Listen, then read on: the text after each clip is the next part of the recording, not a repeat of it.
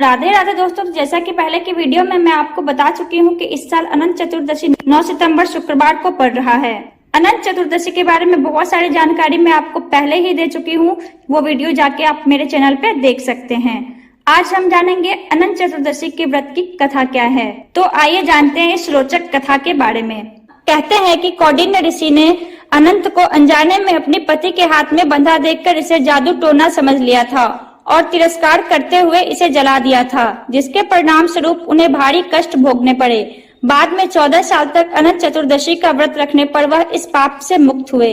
तो आइए जानते हैं पूरी कथा। प्राचीन काल में सुमंत नाम का एक नेक तपस्वी ब्राह्मण था। उसकी पत्नी का नाम दीक्षा था। उसकी एक परम सुंदरी धर्म पारायण तथा ज्योतिर्मयी कन्या थी, जिसका नाम सुशीला था। सुशीला जब बड़ी हुई तो उसकी माता दीक्षा की मृत्यु हो गई। पत्नी के मरने के बाद सुमंत ने कर्कशा नामक स्त्री से दूसरा विवाह कर लिया।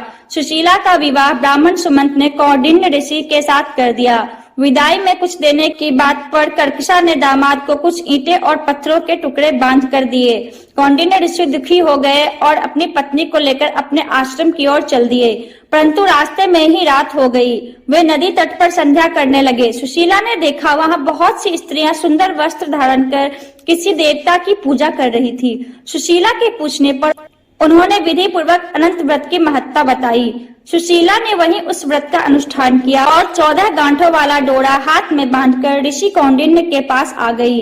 कौंडिन्य ने सुशीला से डोरे के बारे में पूछा तो उसने सारी बात बता दी। ऋषि ने डोरे को तोड़कर अग्नि में डाल दिया।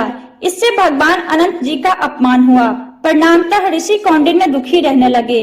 उनकी सारी संपत्ति नष्ट हो गई। इस दरिद्रता का उन्होंने अपनी पत्नी से कारण पूछा तो सुशीला ने अनंत भगवान का डोरा जलाने की बात कही।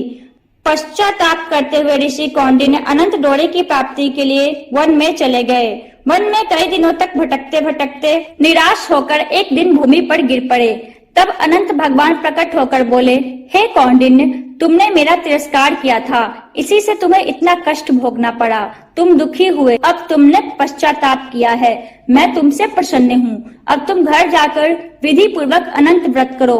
14 वर्ष पर्यंत व्रत करने से तुम्हारा दुख दूर हो जाएगा। तुम धन धान्य से संपन्न हो जाओगे। कौंडिन्य ने वैसा ही किया और उन्हें सारे क्लेशों से मुक्ति मिल गई। श्री कृष्ण की आज्ञा से युधिष्ठिर ने भी अनंत भगवान का व्रत किया था, जिसके प्रभाव से पांडव महाभारत के युद्ध में विजयी हुए थे, ये तो सभी जानते हैं। और उन्होंने चिरकाल तक राज्य भी किया था। इसी तरह पांडवों और राजा हरिश्चंद्र ने भी अनंत चतुर्दशी व्रत किया था। यह व्रत महाभारत काल में जब पांडव अज्ञातवास में थे, तब जीवन के कष्टों से मुक्ति के लिए पांडवों ने भी अनंत चतुर्दशी का व्रत किया था। वहीं राजा हरिश्चंद्र ने भी इस व्रत को पूरा कर अपने दुखों से मुक्ति पाई थी। इस व्रत की कथा की भी बहुत महिमा बताई गई है। कथा सुनने के लिए धन्यवाद। हमारे चैनल को प्लीज, अगर थोड़ा सा भी आपको हमारा चैनल अच्छा लगता है तो लाइक, सब्सक्राइब और शेयर जरूर कीजिएगा। राधे राधे दोस्तों, मिलते हैं फिर एक और वीडियो में।